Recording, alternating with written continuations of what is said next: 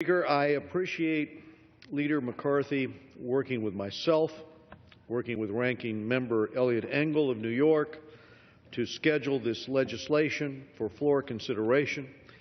Last week, North Korea conducted its fourth known nuclear test. The Kim regime has developed increasingly destructive weapons, and what we're concerned about here is the miniaturization of nuclear warheads that fit onto its most reliable missiles. We're also concerned about the submarine tests for firing from a sub, these missiles that would be capable of launching those devices.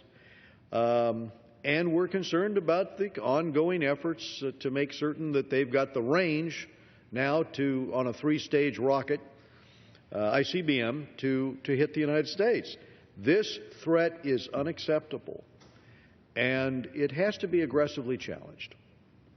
The legislation that we're considering here is the most comprehensive North Korea sanctions legislation to come before this body.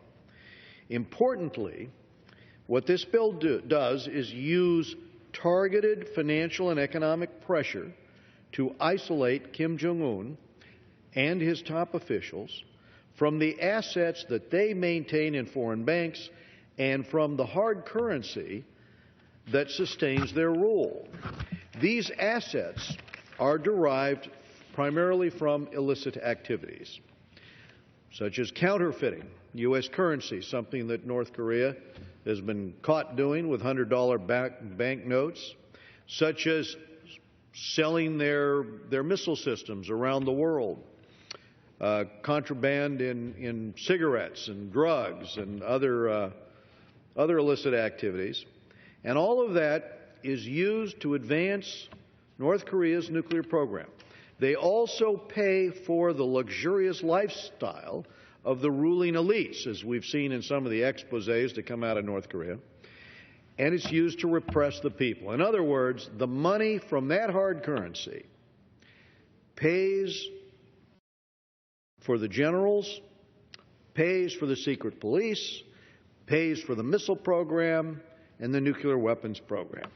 A strategy of financial pressure is the approach we took a decade ago when the previous administration targeted Banco Delta Asia. That was a Macau-based bank. This was in 2005.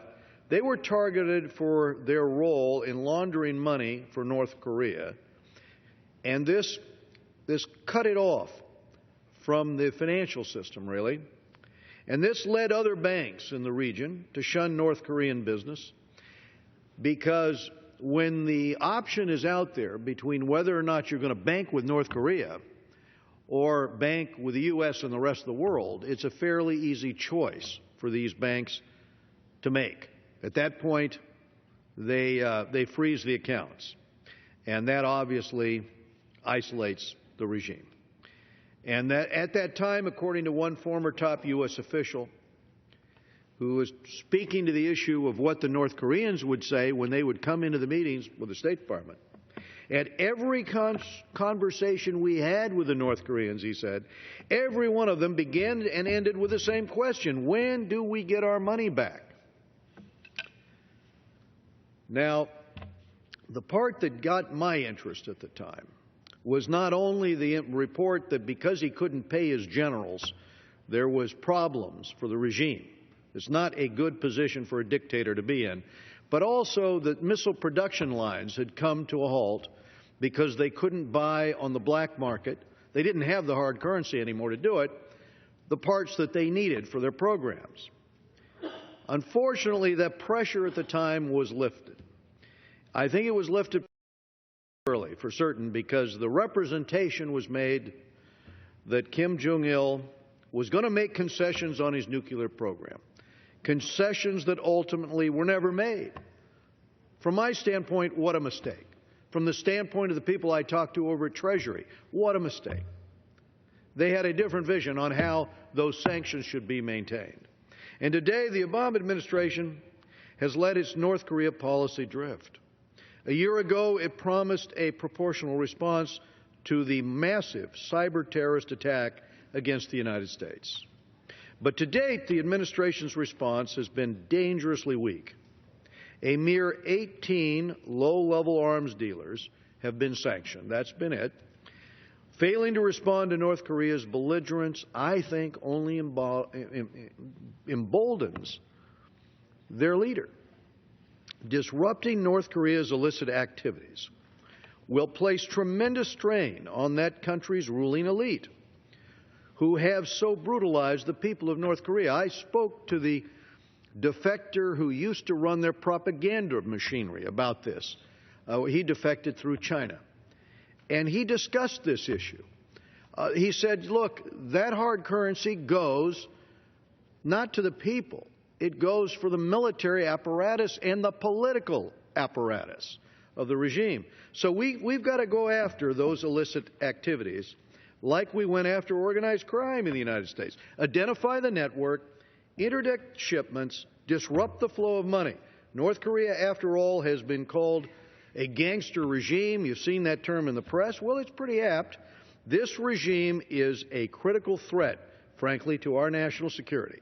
And under this bill's framework, anyone laundering money, counterfeiting goods, smuggling, or narcotics will be subject to significant sanctions. It is also important to remember the deplorable state of human rights in North Korea.